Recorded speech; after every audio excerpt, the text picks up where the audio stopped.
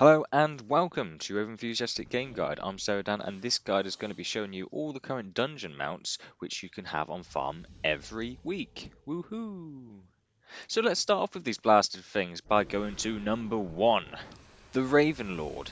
This mount drops from Anzu in Sefek Halls. But do make sure that you have your dungeon difficulty on heroic mode. It won't drop for anything else. Well, if it does drop, of course. It does after all have a 1% drop chance. So the entrance of this dungeon can be found in Terracore Forest, but not the foresty part, more the desolate sort of dead place where no trees are existence. But in regards to how difficult the instance is, well, let's just say at level 100 you don't need to be a rogue to stealth your way past through the trash. Easy peasy. They won't mess with you, come on. Number 2. The Swift Zullian Panther. This one jumps. It drops. It doesn't jump. It could jump. But it drops from High Priestess Kilnara in Zolgarub, all the way down in Stranglethorn. This little panther mount looks like a panther. Not that you wouldn't have guessed anyway. But as a cataclysm, this dungeon is only available on Heroic, so unfortunately you only have a chance of running this every day, and another sucky 1% drop chance. This one can be a long one to obtain, mainly because it's happened to do it every day. But whilst we're here, let's sweep this place up a little bit by going straight on to number 3. The Armoured Razashi Raptor. This one drops from Bloodlord Mandakir. So you don't actually have a chance of getting one from this place. You in actual fact have a chance of getting 2 mounts from this place. Wow! I mean, talk about being generous, Blizzard. Come on. Do you know what? Someone slip this guy a tenner. He deserves it. Again though, still only 1% drop chance, but there are 2 mounts. There's 2 of them. Number 4. Swift White Hawkstrider. This one drops in Megis's Terrace from Calfast Sunstrider.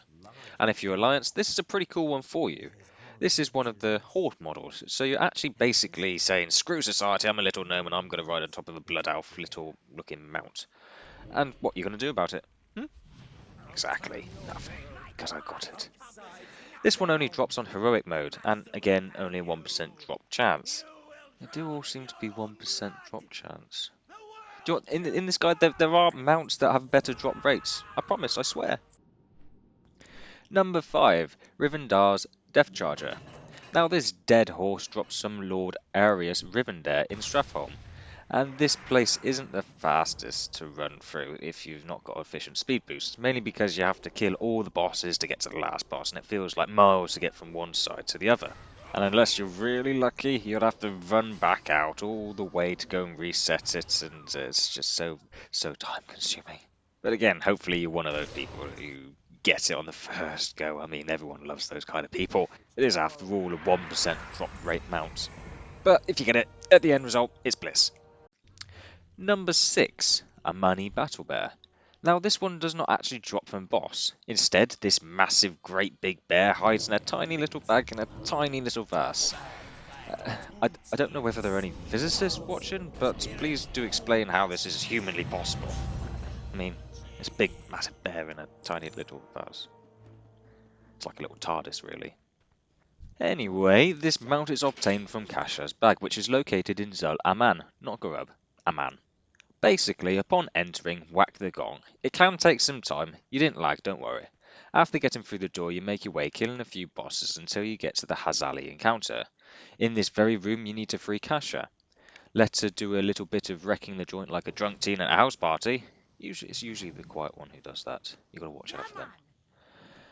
And on her final vase, there will be a bag, and you're almost certainly guaranteed a mount. The bear. Number 7, the Blue Proto Drake. On to the flying ones now. This one drops from Skadi the Ruthless in Undergar Pinnacle. This dungeon can be found in Howling Forge and is very easy. This fight is a pretty cool one, but easy. Basically, you have to kill the easy adds and loot the harpoons and easily click the turrets when the boss is easily in sight flying in the air. Then after a few, the boss will drop easily to the ground and you'll easily kill him. And then you'll easily loot the 1% drop chance mount. Hopefully on heroic mode though. Easily. The more you say it, the less it sounds like a real word. Easily. Is that even a word? I don't know anymore. Number 8, Drake of the North Wind, and this one drops some Altarius. This dungeon is flying in mid-air in southern Oldham. Oh, the camel place. Oh, and you'll never be able to guess what its drop chance is. Yeah. Now what makes this easier to farm is that once we kill the boss, we can restart it quickly and go again. Mainly because that you can get the mount on heroic and normal mode difficulty. But you can also jump off the edge, be teleported to the start, then exit the instance, reset it, and straight back in to do it a few more times. You only have to, on average, do it 100 times though. I mean, lots of fun. Number 9, the Vitra's Stone Drake, to Deepholm, and we go into the Stone Core. This mount drops from Slabhide, a 1% drop chance again. Woohoo! But again, like number 8, this one too is easy to restart again and again and again and again and again and again, and so on and so on.